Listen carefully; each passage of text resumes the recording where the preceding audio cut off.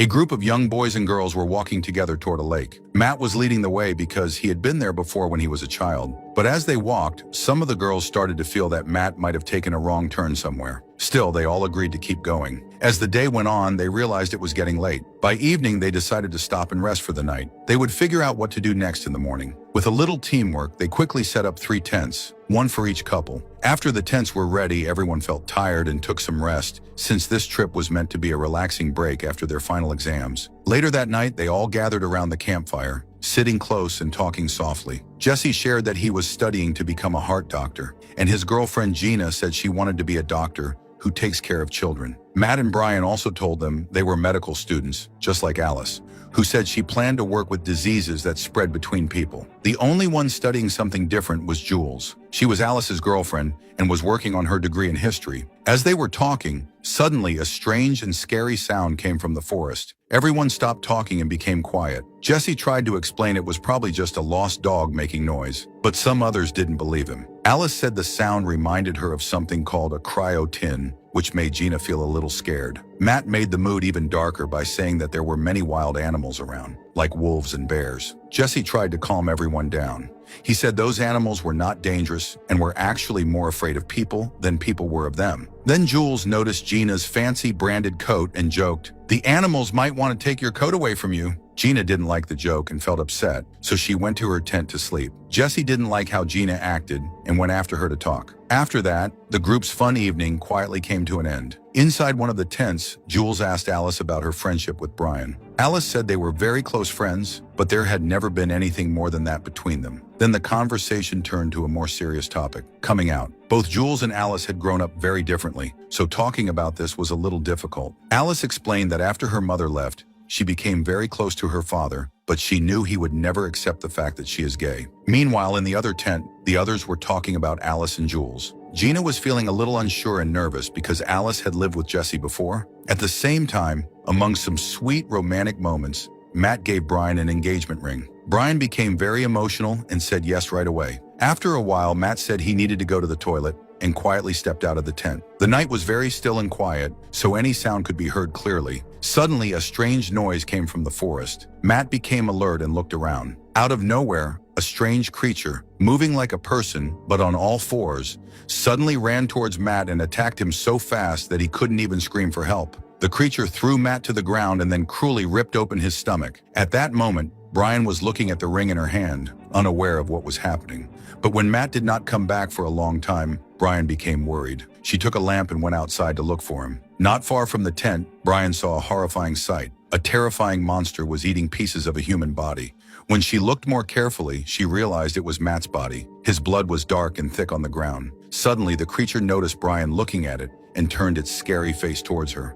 Brian screamed loudly. Hearing her scream, the other 4 friends woke up quickly. They grabbed their lamps and rushed outside to find her. Soon, Jesse and Alice found Brian lying unconscious on the ground. She had injuries on her face but was still alive. Alice was panicked and said Brian needed to be taken to a hospital right away. Then Jules saw a lamp lying on the ground. As she picked it up, the light fell on Matt's mutilated body. Everyone was shocked and frightened to see such a terrible scene. They quickly helped Brian back to the tent. Alice asked Jesse to find a first aid kit in their things. Gina was very nervous. She said she was scared that the monster which attacked Matt could come back again at any moment. Alice tried to comfort her and told Jules that she would stay with Brian all night, so Jules should go and sleep in another tent. Jules felt a little sad but didn't say anything. She quietly went to sleep in Matt's tent. What Jules didn't know was that, at that very moment, Matt's body outside was starting to move on its own. It was rising up by itself in the dark night.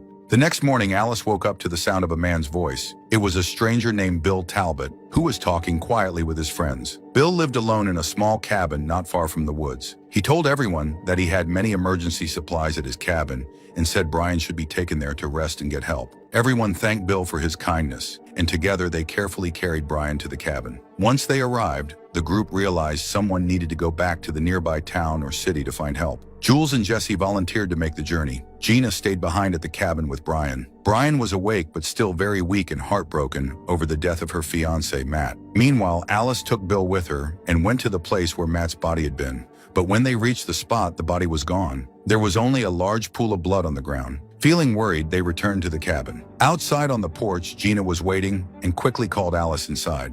Brian's condition was getting worse, and everyone grew more anxious. Meanwhile, deep in the woods, Jesse and Jules were walking together. Jesse kept moving forward without stopping. Suddenly, they saw something strange, a dead rabbit hanging from a tree. Both of them wondered who could have done such a cruel thing. At that moment, Jesse turned to Jules and said something hurtful. He told her he hated her because he believed that Alice didn't really like girls, that she was pretending. Jules was angry and pushed Jesse hard. Jesse lost his balance and fell into a hidden bear trap. Jules was shocked and panicked. She tried everything to free Jesse, but the trap was very strong and wouldn't open. Every time they tried to open it, Jesse felt more pain. Finally, Jesse gave up and told Jules to go find help while he stayed behind. Back at the cabin, Alice was doing her best to care for Brian. Brian was scared and kept saying she was afraid she might die. Alice tried to comfort her, promising that everything would be okay. But suddenly, Alice noticed a small clump of Brian's hair in her hand. She hid her fear, not wanting to worry Brian more. Then Bill quietly told the girls that the sun was starting to set. He said that Jesse and Jules should have been back by now. As Alice and Gina talked about Brian, Bill quietly whispered that the girl was going to die soon. Alice asked Bill what he had said, but he quickly said he hadn't said anything. After he left,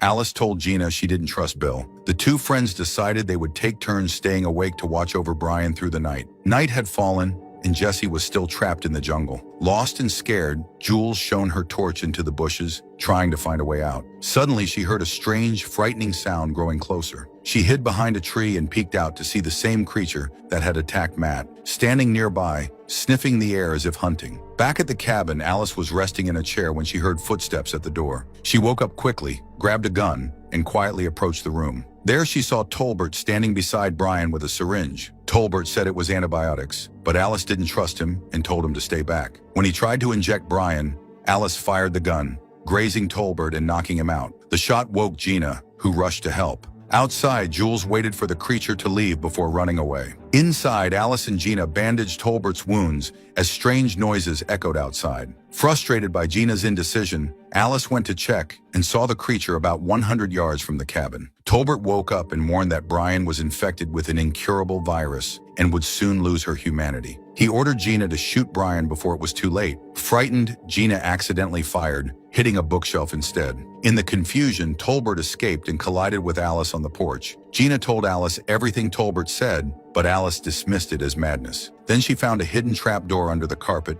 and decided to go down, despite Gina's fear. Down in the basement, Alice and Jules found a bed with handcuffs in the corner and some very strong tranquilizer bottles on a nearby table. Alice said it looked like Tolbert had kept someone locked up there for a long time. Suddenly, there was a knock at the door upstairs. Alice remembered that Gina hadn't brought the gun down with her, so she quickly went upstairs, grabbed the weapon, and asked who was there. When she heard Jules's voice, she opened the door. Jules hugged Alice tightly, crying, and began to tell her what had happened to Jesse. Meanwhile, Jesse was still in the forest, writhing in pain. The strange creature approached him, growling. As it got closer, Jesse realized it was Matt, but Matt had changed. Now he attacked Jesse, tearing and biting him. The next morning, Alice and Jules went to look for Jesse, while Gina stayed at the cabin with Brian. After some searching, Alice found Jesse's body. She noticed a faint heartbeat, meaning he was still alive. Using tools stolen from Tolbert's cabin, Alice opened the bear trap and, with Jules's help, freed Jesse. On their way back, Jules got tired and asked to rest for a while. After the break, they carried Jesse back to the cabin. Gina was nervous when she saw Jesse. Alice explained that she thought a virus, spread by animal bites, was causing all this. Both Brian and Jesse needed to go to a hospital. It was getting dark,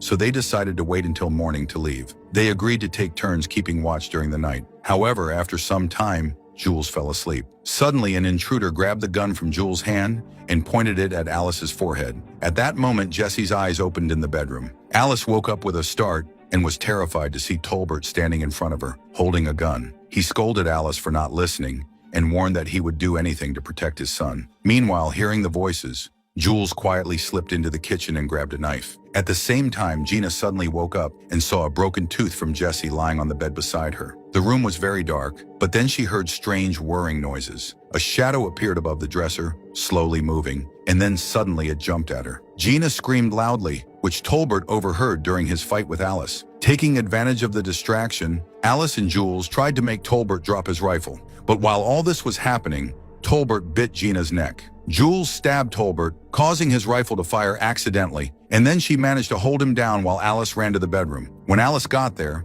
she saw Tolbert attacking someone, but he quickly escaped through the window. Now Alice was ready to listen. Tolbert revealed that the first creature that attacked Matt was his son, Bun. He called the disease the wild virus. He said he had kept Bun chained in the basement for a long time, but Bun eventually escaped. Tolbert explained that the virus was deadly and had no cure. Alice was shocked when he described the second stage of the infection. The dead rise again. Victims sleep during the day but cause terror at night. This had happened to Bun, who came back and attacked his own mother, wife, and daughter, turning them into monsters too. Tolbert saw his family change before his eyes. Alice asked what would happen to her friends. Tolbert said there was only one way to stop it: shoot them with a bullet. Gina protested strongly, but Alice decided to lock Tolbert in the basement for now, so he could think about what to do. Jules went to check on Brian and saw that his transformation had begun. Seeing this, Jules and Alice argued fiercely. Jules started to believe what Tolbert said, but Alice still hoped to save Brian. Alice took Brian down to the basement and, with Tolbert's help, tied him to the same bunk bed. During this, Gina got a scratch on her face. Alice sent Jules upstairs to get some supplies. As Jules was gathering things, a creature lurked near the cabin window, but Jules did not notice and returned to the basement. Alice bandaged Gina's injury, and together they tied Tolbert up tightly. Suddenly, there was a loud knocking from upstairs. Tolbert whispered, "They've come." Alice went upstairs with a weapon, carefully checking every room. She noticed a small hole in one of the doors. Jules stayed downstairs to keep watch, while Tolbert tried to provoke her. Tolbert warned that Gina had started to change too, and told Jules she needed to put Gina under anesthesia to control her. Jules didn't agree, but gave Tolbert a tranquilizer syringe just in case she needed to put him to sleep. Suddenly, Tolbert attacked Jules and injected her in the neck with the syringe. Meanwhile, Alice looked through the hole in the door and saw a bloody mouth staring back. Without hesitation, she put the barrel of her gun to the hole and fired. After checking all the rooms, Alice thought everything was safe. But then Jesse appeared behind her. Alice fired again, but this time she missed. Jesse ran away and hid in another room. He tried to attack her from behind, but Alice was ready and aimed straight at his head. Down in the basement, Tolbert knocked Alice down the stairs. Her head hit the ground and she lost consciousness. At the same time, Gina's eyes opened. Her transformation into a full monster had begun. Tolbert came out of the basement and locked the 4 girls inside. But soon Tolbert's own son attacked him, giving Tolbert a harsh punishment. When Alice woke up, Gina had fully turned into a monster and was leaning over the unconscious Jules. Alice fought hard to save her girlfriend. She grabbed a bat and in a fierce struggle, managed to hit Gina on the head, cracking her skull and stopping her. After some time, Jules woke up and Alice told her everything that had happened. She said that Ben was still somewhere in the cabin, but as long as he stayed locked in the basement, they would be safe. Suddenly, Brian woke up screaming. Alice quickly calmed her down again. Upstairs, Ben scratched the floor, making noises like a hungry animal. Alice told Jules she would distract Ben when he came into the basement. Jules had to promise to escape and never look back. Soon the trapdoor broke, and Ben fell down the stairs into the basement. Alice attacked him with the bed while Jules ran away. During the fight, Alice managed to get upstairs and grab a gun. Ben climbed up after her, but was shot by Alice. Alice didn't have time to feel relieved because she heard screams outside. Jules was running through the woods, chased by a creature. Alice arrived just in time and shot the creature from a distance, killing it. But then she noticed Jules had a bruise on her stomach. Jules cried, saying she didn't want to become a zombie, and begged Alice to end her pain. Alice started crying too and said she couldn't do it, but she understood Jules didn't want to live in fear or as something changed by the virus. The two sat together quietly until sunrise. Then Alice handed the gun to Jules and stepped back. A gunshot rang out behind her, making Alice tremble. After gathering her courage, Alice began walking toward the city. At the same time, Brian woke up again in the cabin's basement. If you liked the video, please like and subscribe to the channel. See you in the next video. Thank you.